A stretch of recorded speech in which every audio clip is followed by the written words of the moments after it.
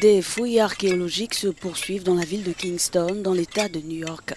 Ce quartier à l'allure résidentielle était en 1750 un lieu de sépulture pour les personnes réduites en esclavage.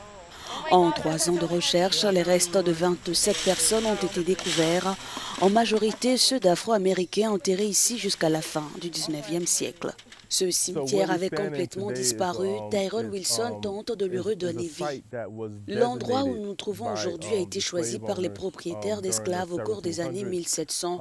À cette époque, les Africains réduits en esclavage n'avaient pas la liberté de décider de leur lieu de sépulture.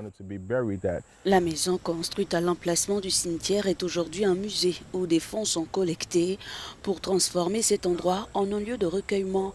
Rebaptisé cimetière africain de Pine Street, des recherches sont en cours pour identifier les personnes et trouver leurs descendants. Nous pouvons commencer à reconstituer certains aspects de leur vie en identifiant les éléments qui les ont marqués.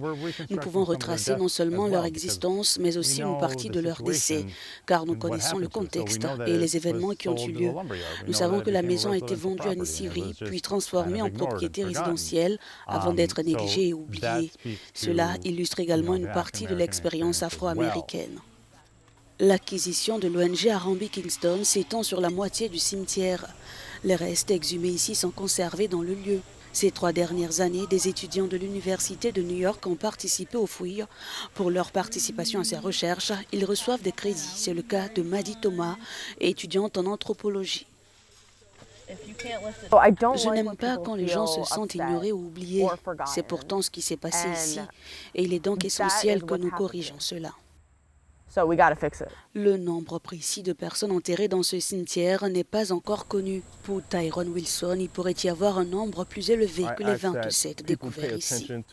Je demande aux gens de prendre cela au sérieux et de ne pas considérer cette situation comme une simple histoire du passé à ignorer.